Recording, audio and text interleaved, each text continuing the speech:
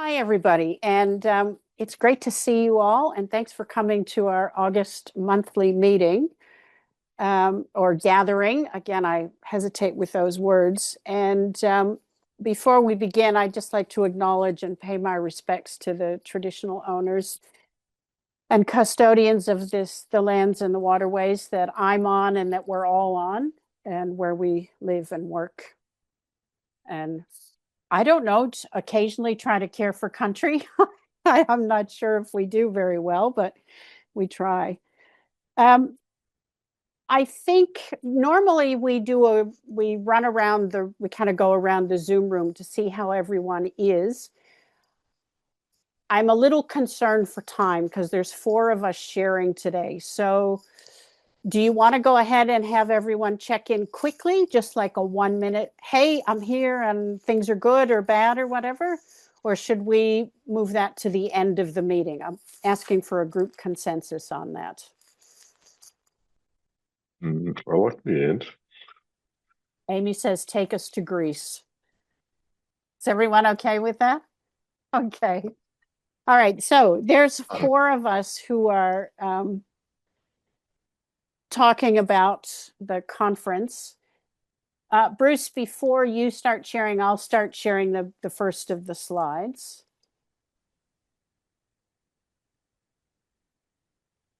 Okay, here we are. So this is Lake Prespa, which is where the Walking Art Encounters conference has happened. I think this was their 4th one. And there were 4 of us from Australia who went to this one. It's held in Saradas, Greece. It's northern Greece, in a small village on the shore of this lake. The village, that's Saradas.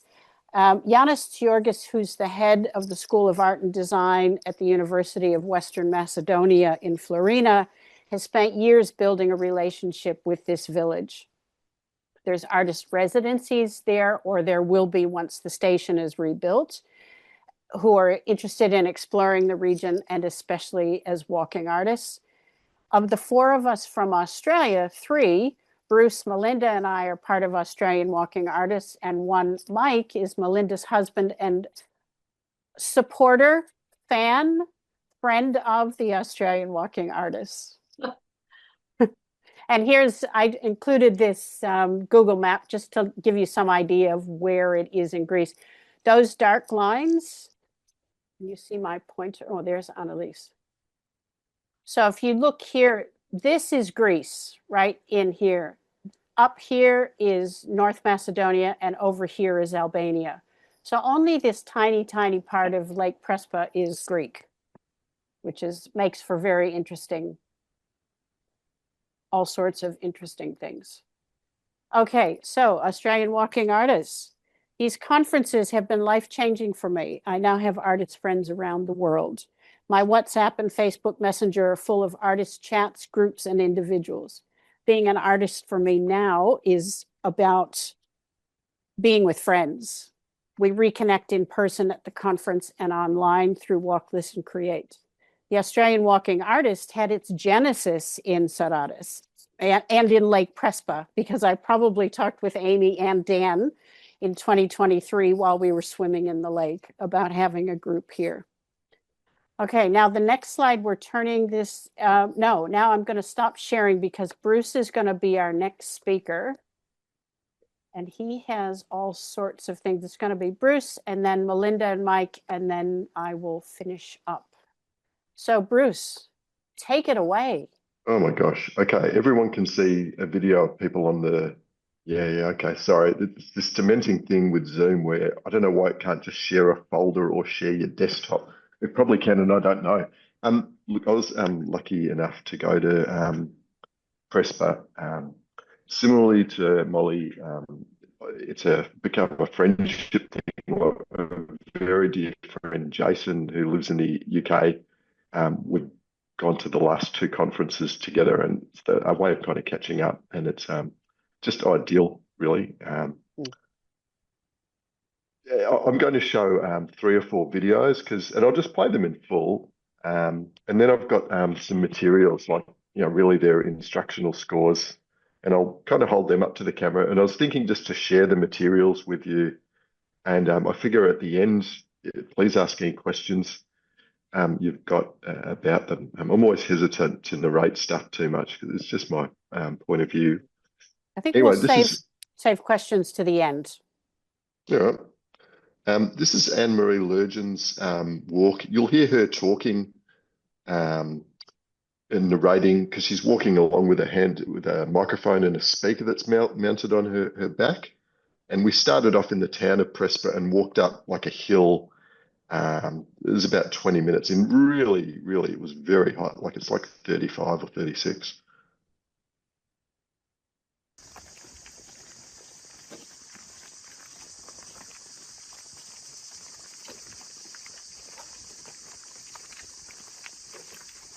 Wilhelm van der Velde, the younger, began studying clouds in England in 1670. He had himself wrote on the Thames and drew the cloud pictures on blue paper with white and black chalk. The English artist John Constable took up his cloud studies. Yeah, okay, that's Prespa in the background there. Okay, now let's have a look. I think so. Anne-Marie's presented a workshop, and there's the first 3 days of the conference is like solid workshops from like 9 in the morning to like kind of 9 at night.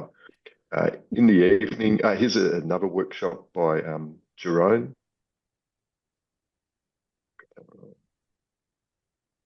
Why does that not look right?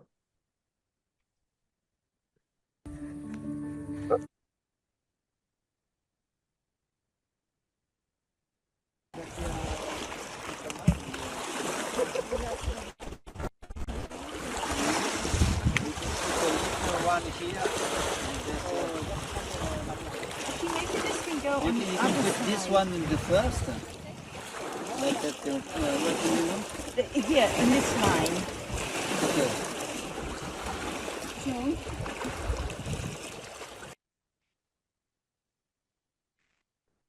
Yeah, Jerome's work's very simple. And, you know, we walked along the banks of the lake for maybe 10 or 15 minutes. And then, you know, stopped. He'd found the place to stop. And we made this like kind of compass, kind of collectively, without a lot of instructions. And the sunset kind of at the same time. You know, it's just kind of like very beautiful shared activity.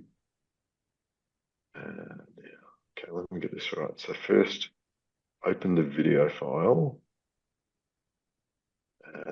Okay, so during the night, there was some events. This one was in an island within a larger lake. You access it by like a jetty. The jetty seemed to last for kilometers. It can't have been 10 kilometers, but we were walking forever. And we'd stop along the way. We were given bits of paper with you know, instructions, and you'll be familiar with these sorts of little instructional walks. Kind of strangely, we weren't given time to do the thing, but I've got this collection of bits of paper. On the island, there was I think it's a ruined kind of. It felt like a church, but I'm not sure that's what it exactly was. And people walking around, and we were all given like a little battery-powered mini globe torch as well that we were turned on.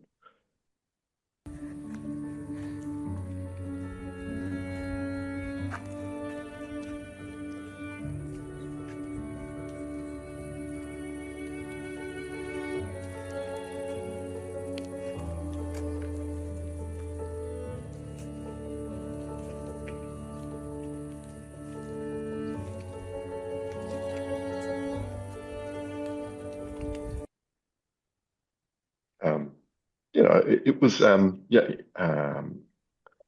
you just walked up to this ruined setting. Yeah, I don't know about like kind of the European style music or why people are wearing white robes, but you know, it was you know, very kind of you know, kind of a beautiful and unusual thing to do.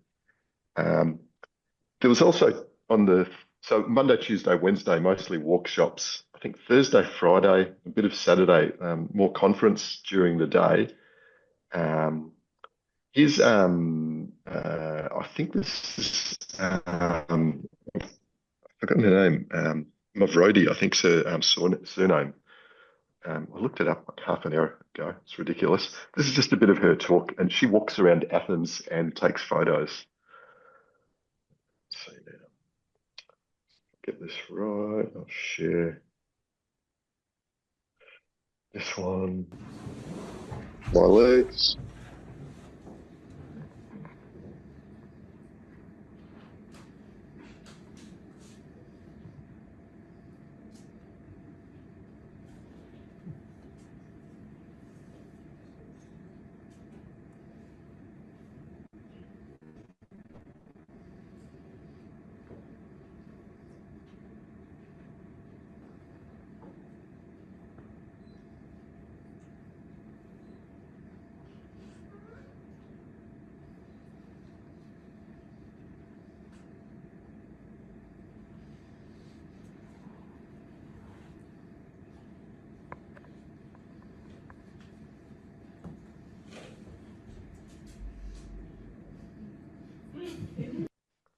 So in the conference, there's more of that artist style talk than there was kind of formal presentation, which was it was very nice, and there's just lots of beautiful moments. I'm realizing I probably like talk for 10 minutes when I meant to talk for like 5. I'll quickly show you this booklet. No, not that booklet. Abstracts. So, and this is, I'm sort of thinking maybe some of you might be able to go or be interested to go. So this is some idea of the event. This is, can you see the PDF? Yeah. This came out on the Wednesday before the conference kicked off on the Sunday, and it's you can see at the top that's one of 30 pages. Like I was the only person I met who'd read. Like I'd got up to page 26, but there was like there's so much material kind of here in these. I've put these in the chat so you can download them from there. It's interesting to read across them, and you'll notice that there's a certain sameness in some of them. You know, a lot of people talk about like incidental beauty experienced while walking along, and after the 8th one, you're like, okay, yeah, this is a theme. So you can see there's a bit of process where people are writing abstracts into sort of a bit of a blank canvas and not seeing the context. But there's so much material in there. It's quite something, and I'll just share the other document from the like this is the booklet of the program. So if you were thinking of going, this is a good indication of what you're in for. What's concealed is that there's nothing between 2 and 5 in the afternoon. So lunch is long and very nice. Anyway, that's my material. I'll hand over to Melinda or Molly next. Thanks, Bruce. That was great. That was really, it was good. Like I said, hopefully we will have time for questions at the end. Now, Melinda, I'll bring up those slides again, and you and Mike can talk to those. So then we're on there. And you just tell me when to change the slides. Yeah, sure. Okay. Thank you, Molly. So that's a couple of candid shots that Molly took of Mike and me. Probably what's not clear is how hot it is. And it's been incredibly hard to come home to cold, miserable winter after the most amazing sort of blue sky experience in Greece. So if you go to the next slide. So I included this one just to give a sense of how far Saradas is and Prespa Lake from Athens. So Mike and I flew into Athens, and we actually hired a car and spent about a week before the conference started driving around the Peloponnese and then sort of wound our way up the mainland and finished up, up in that corner that sort of Molly described, where you've got Albania meeting North Macedonia, meeting Greece. And that little intersection point of the borders is actually in the center of the lake. So the photos on the right of the map are some of the things that we had a little look at on the way. So the top two photos are the archaeological site of Delphi, which was just beautiful. And the other two below are the monasteries of Meteora, which is, again, an extraordinary site to visit, where you have these quite medieval monasteries sitting on top of these rocky outcrops. And you can ascend now via stairs, but many of them were quite isolated, and the monks who lived there sort of went up and down on baskets that were sort of hoisted up and down. So they're quite isolated. So there's certainly, plenty to see in the area. But the actual sort of town that you're based in, or village, I should say, is extremely remote. And I think that took me by surprise. And I think that was one of the amazing things about being in this site. You're really quite isolated in a part of the country that very few non-Greek tourists would probably choose to go to.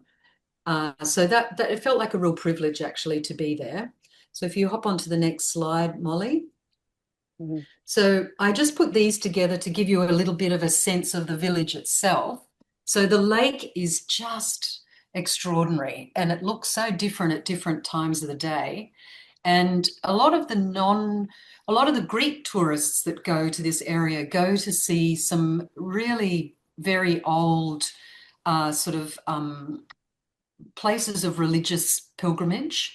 And one of them is, you can see the entrance to a cave there, and to the right of that photograph is a tiny chapel. Well, that's nearly 1,000 years old, that little tiny building.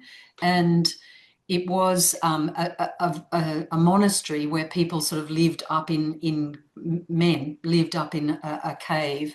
And we went to see that one evening. And the photo on the far right is actually at about 9:30 at night, just as the last of the daylight was disappearing. And we had a swim at that time in the lake. But so you can see it's an incredibly beautiful and remote part of Greece. The village is only very small. And when I first arrived, Molly and Bruce had been before, so they were very familiar with what to expect.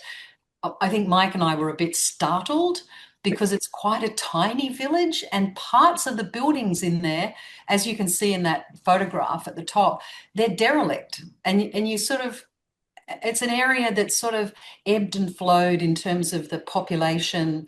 And it is, it was a surprise to arrive, but I quickly realized that actually there are people staying all through the village and in other villages nearby. And, obviously they all gather together for, conference events like the workshops. Anyway, so we just hop to the next one, Molly. So these I just threw together to give you a bit of a sense of life in the village. The scribble on the arm one is one of the workshops we did with a French woman called Swazik, and she had us capture an ant or allow it to climb onto our bodies and then sort of draw behind it and create this sort of walking path of the ant on our bodies. So, some of the experiences we had were really quite deeply eccentric, but that's the thing that I just loved about it. It sort of put me kind of right out of my comfort zone in lots of ways, and had me kind of thinking about creative practice and discussing walking as part of practice in ways that I hadn't imagined possible. And the environment, the combination of the environment and the community that grows sort of within these events that are going on all the time is incredibly inclusive and warm, and people are from all over the world and have all sorts of different interests, and yet they're just deeply curious people. And that was fantastic. I really love that. So I submitted an application to conduct this workshop. called I Am a Human Seismograph. Because people are signing up often the day before or the day of your workshop, you don't know how many people are going to come until often the hour before it starts, which was quite nerve-wracking. And I finished up with 27 names on a list, but actually I think about 16 or 17 turned up. I mean, you can see in that photograph, that's the room where we all gathered. And that photo was taken, I think my workshop started at 7:30 at night. So, that's, at the end of a day when everybody's often done, 3 or 4 workshops already. So, I was really relieved that I got a good number of people along. So I started off with a presentation, just, briefly in a 10-minute sort of, time frame, just talking about my practice and the fact that I do walk and draw. I was a bit I guess, a little unprepared for the fact that only a small number of the participants in the conference itself are actually visual artists. You've got academics and researchers, you've got lots of writers, photographers, filmmakers, poets, all sorts of creative people. And so I conducted this sort of workshop, which, as a visual artist, I just assumed that most people who would choose to come would be visual artists, but in actual fact, very few were. And that actually made it even more interesting, I think. I talked about some of my learnings out of this practice that I've got of walking and drawing. And if you skip to the next slide, Molly, everybody took a few pieces of paper.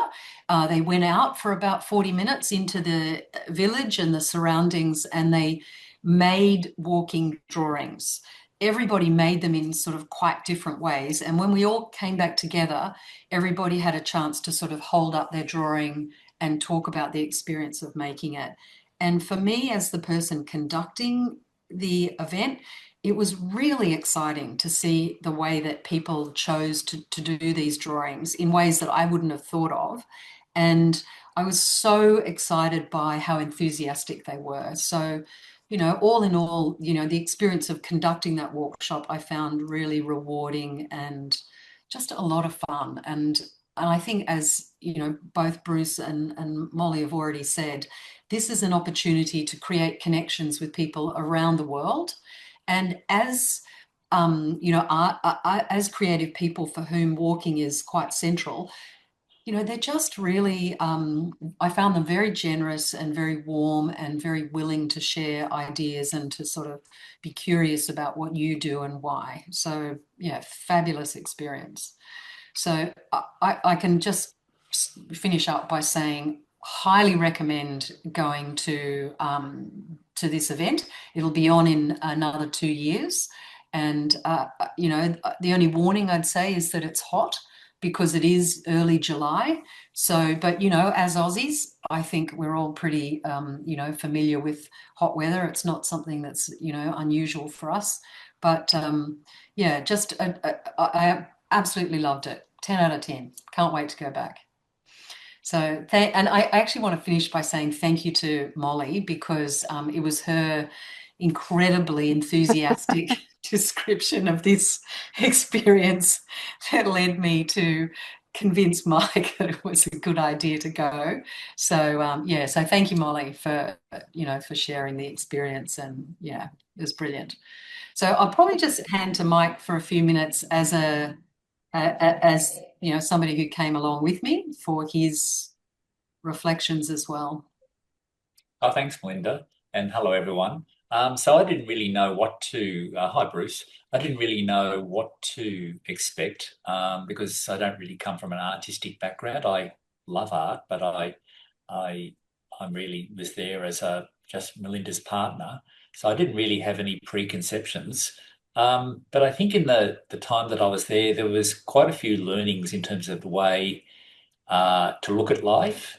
And so I guess two of the learnings I had was one, a way of looking at life, which I'll go into in a minute. But the other one was about the history of the place. Just starting with the history, I learned quite a lot about the history of that area. So I don't know whether any of you know. I certainly didn't. So I thought you had World War II, The Allies won. Greece was allied to the Allies, so everything was fine after World War II. So Not in Greece. it wasn't. So looming over the whole thing, over the whole conference, were references that I had to look up when I was there to the Civil War. So the Greek Civil War. So I learned that there was actually a civil war in Greece, and where we were at Prespa was sort of in the center of where a lot of the fighting was. In fact, even today, you could go to various parts of that area and find remnants of that civil war that happened between about 1946 and 1949.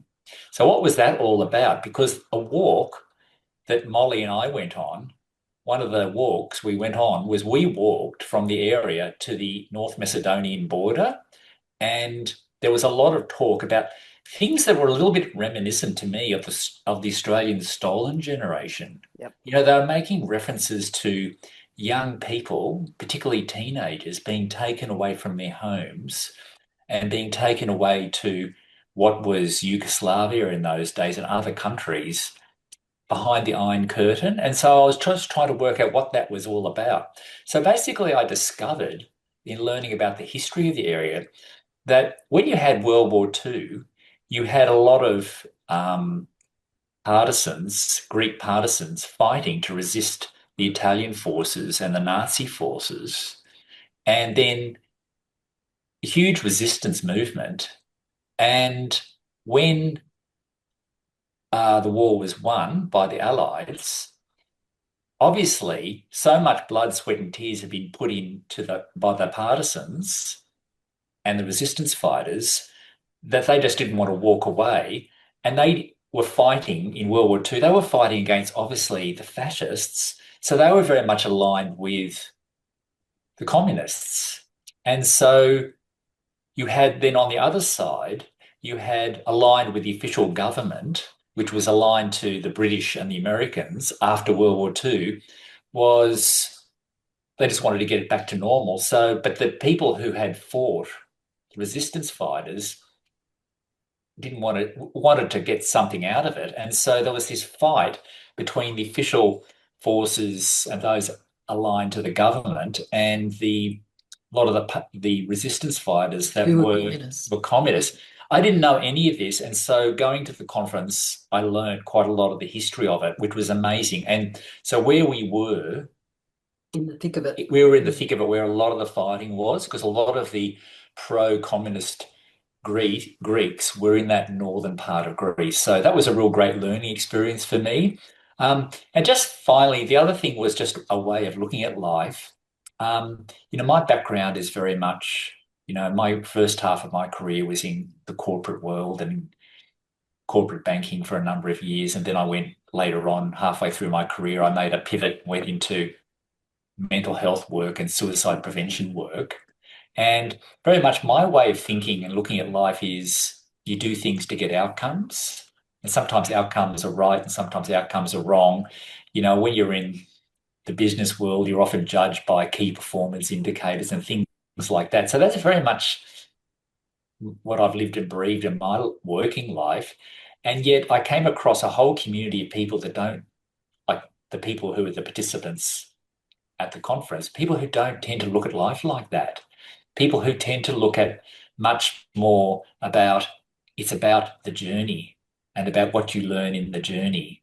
And yes, maybe outcomes are important, but it's even more important, I think, in terms of what you discover along the way about yourself and about others and about whatever your practice is. So I think that was a real learning for me, that I saw people who thought differently to me. And so I felt very enriched about that. So that was some things that really struck me about the conference. Great. Well, thank you both. That was fantastic. Over to you, Molly. Yeah, so I will finish with our slides and then we'll open up for questions. And before I go on, I just wanted to tag on to what Mike was saying about that history of that area, because Giannis Georgis, the man who organizes this, he's very intentional. he uses these conferences as an educational forum for everybody to learn about the Greek Civil War. I think he's like, it's just come up at both conferences that I've been to.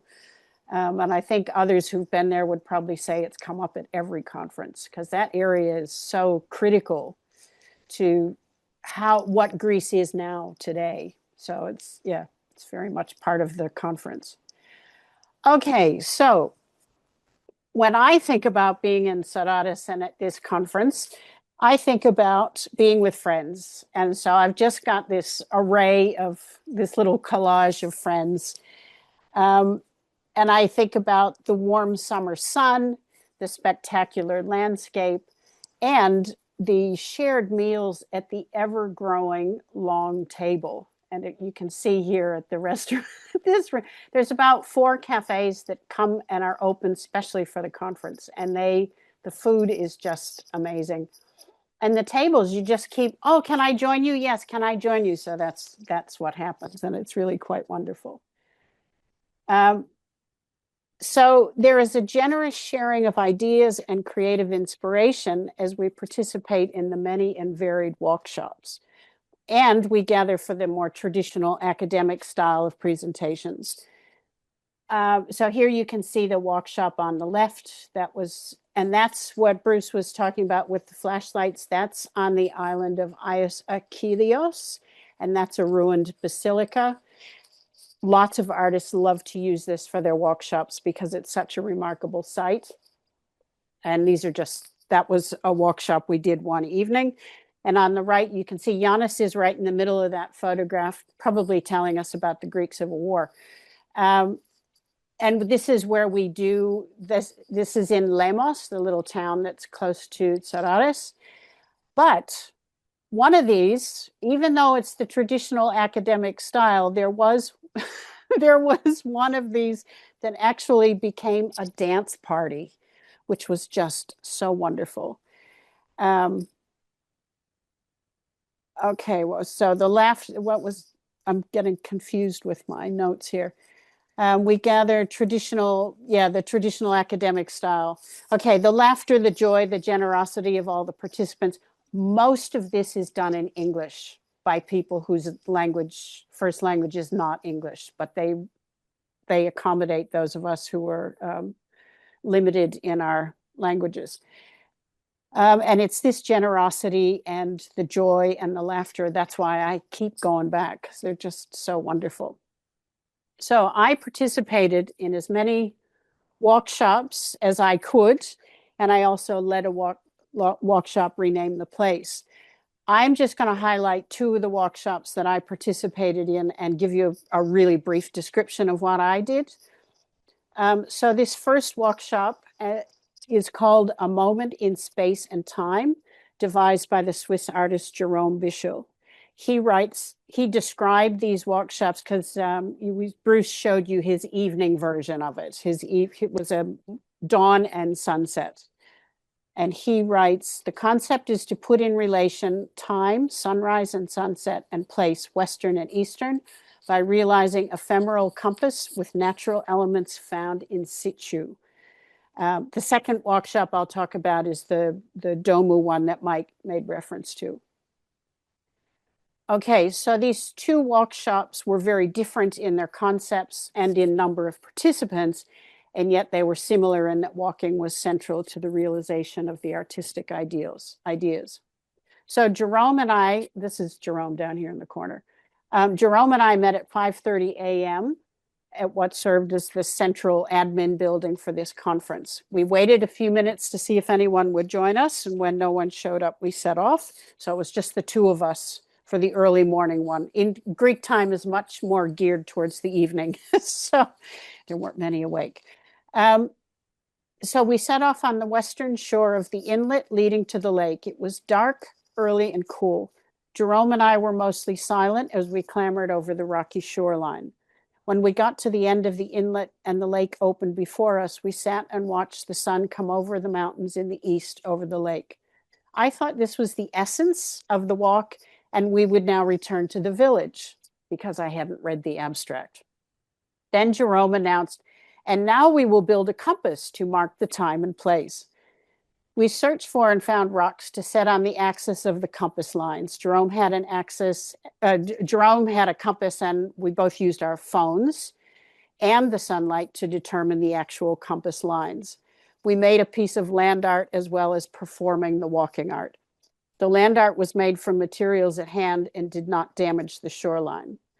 Then we set off, so you can see in the right there, the compass on the rocks, the sun lining up with it. It was so magical. It was just a really lovely experience. And then we set off for our much warmer walk back to Cerrados, and Jerome regaled me with stories of his travels in Central America and Mexico. Then later that evening at a different workshop, I was given a compass at the end of Kamauware's workshop, and I wondered if maybe this was a sign that I need a new direction in life. I don't know. Okay, so to the homeland. Now, this is the one that Mike also referenced, was done by an artist collective called Domum, 5 Greek artists.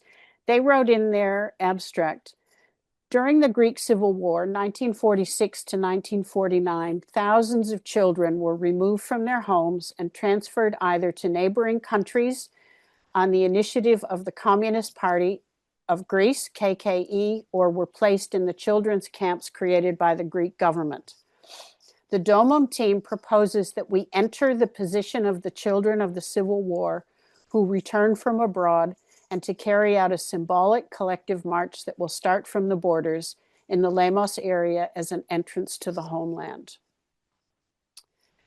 So there was a large, the top picture in the left, that's our group. So it's a much larger group than just 2 people at dawn.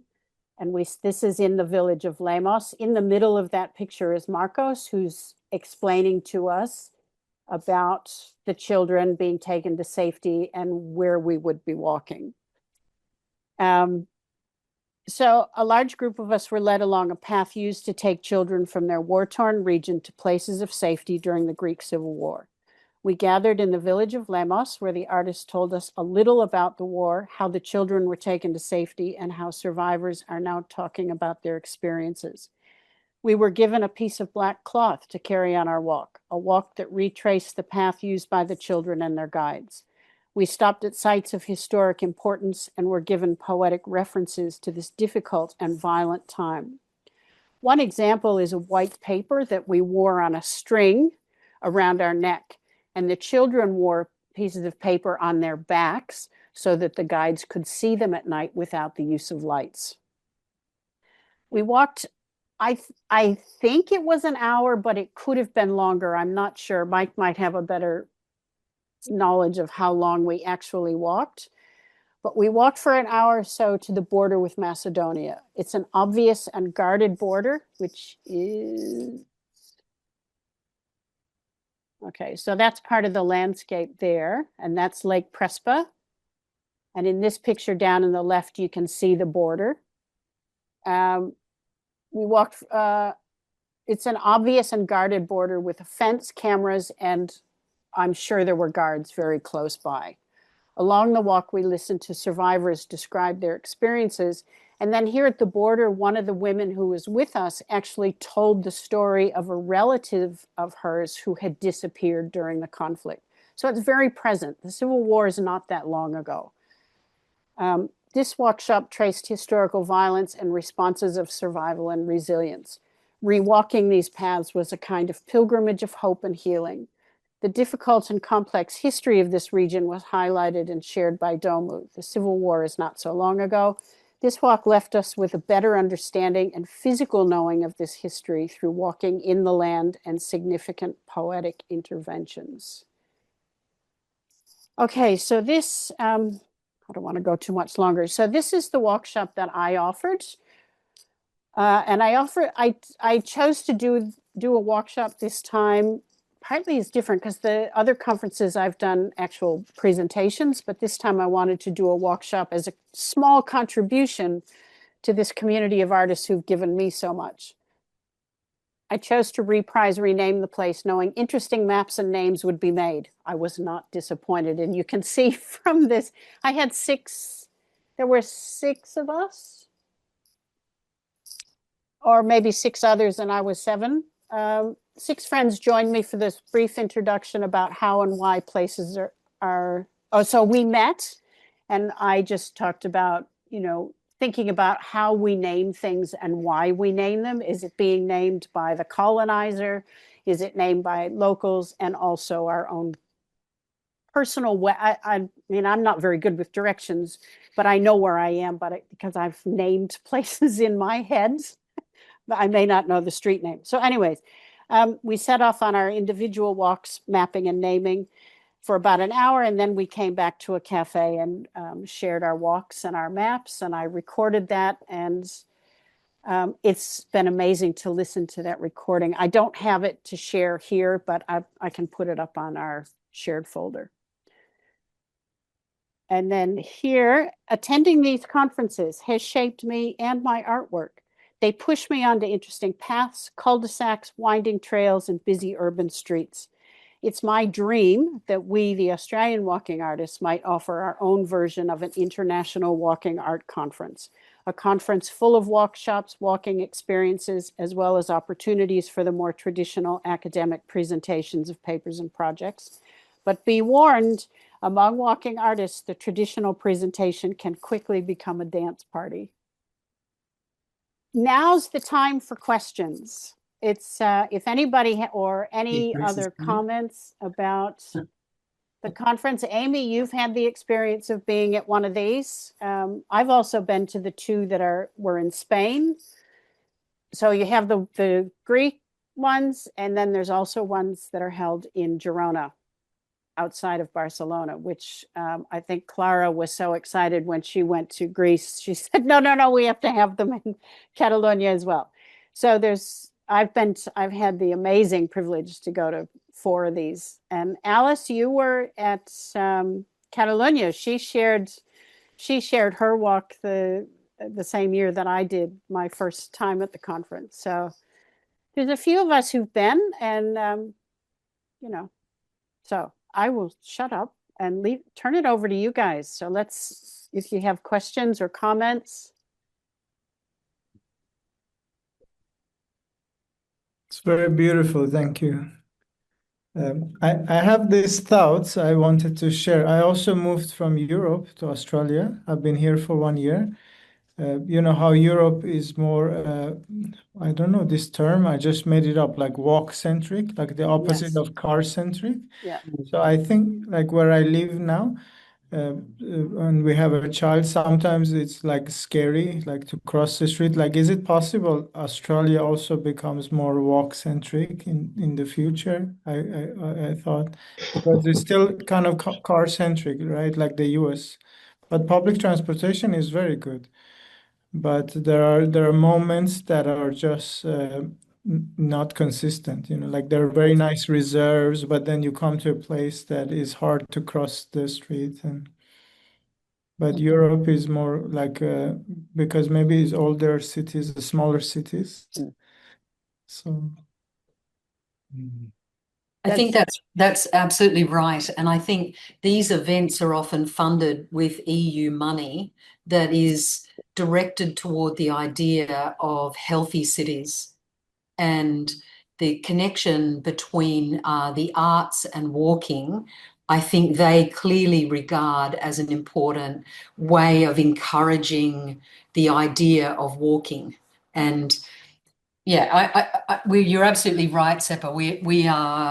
We're certainly nowhere near where Europe is in terms of making cities sort of friendly for people on foot. We've got a long way to go, but I mean, there's a slow progress in that direction. I would hope. I can only speak for Sydney, but it's certainly. I mean, I ride a bike as well, and it's just gradually getting better all the time. I also lived in the US, but I find Sydney much better than many American cities. Yeah, I think that's right. More. We sit between the Europe and America. Yeah, the cities do. I think if we were going to talk to anybody outside the cities, because we have lots of people in regional and rural Australia, and there is absolutely no public transport. and everything is car centric. So Amy, you probably live with a lot of that, and I know Leanne does in Candos. I'm not sure how you are, Renata, up in Queensland, what the public transport is up there, but it's very haphazard. The public transport tends to be in the cities. So, there we go, and that's put in the chat. Perth is incredibly car centric. Yes. See Mad Max film, 1980s. That's for sure. Absolutely. Yes, you definitely need a car in Brisbane. I mean, if you going to the city and from the city, yes, that's okay. But anywhere in between, if you want to cross, it just takes so long. It's getting better, but yes, I still need to drive most places. Yeah. Should we use this brief moment here to talk about the book, Melinda? Sure. Do you want to jump in on that, since you've been doing all the designing and order form and stuff? Sure. So we've added the last 4 artists to our first Australian walking artist book, and we are now moments away from going to print, which is amazing. To do so, we've developed an order form, and what we're hoping that the members will do is to commit to buying a book or a number of books, and we will distribute the order form in the next week so that you can do that. And once we know how many copies we need and the money is in the bank, because as a small organisation we don't have a great surplus of funds to sort of forward print lots of copies, then we'll be able to send it to print. It will be printed quite quickly, so we're really keen to get it out and in people's hands before the end of the year. But it looks amazing, and I think it'll be an important step towards sort of building a reputation for the organisation. So I'm excited.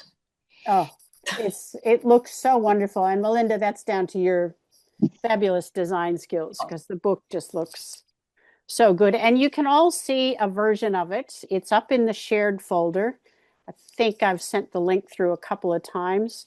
I'm going to send out, I'm sorry, I'm going to bother you with another email in the next couple of days that will have the order form on it, and the order form will also be in our website. So I'll put links to all of those in that email so that you can order the book easily. Great. Yeah. So it's 5:27. Does anybody else have anything they want to say? Bruce, go for it. Got 2 more videos to play. Go for it. Thanks. Okay, let's see if I get this right. So I go to that, and then go to there and hit share. Okay. Let's see. That young gentleman in the front, I've forgotten his name. Oh, yeah. Yeah, so anyway, there's some countryside.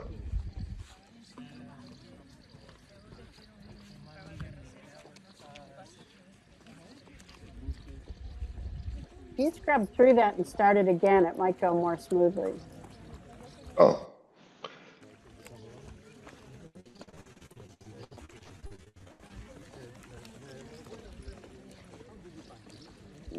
Is it jumpy? Yeah, a little. A little bit. Okay. That young gentleman, he's one of the children of the walk shops, and in the previous iteration of Prespa, I think they were involved. The kids got involved somewhere, and afterwards he was dissatisfied. He's like, I'm sick of kind of adults. So that was one called Walking with Children. Yeah, it was great. Yeah. So he took us on a walk, and it was just astounding. He walked so fast.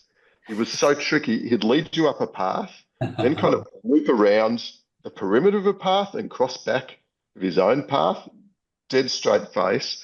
But you saw the town from just this completely different perspective. All the places you'd go if you're a kid, like the Yep. backyards of places and the corners. It was like, wow, nice work. And this other one, it's going to be this is going to be. Hang on, let me just really quickly export this sucker. You also that young man that led your walk, the child, very precocious. No one was allowed to speak to him. He made it very clear you were not to interfere with the group leader, which I thought was great. Turns the whole idea of a guide on its head. Okay, and you should, Oh, there we go. Look at Viv.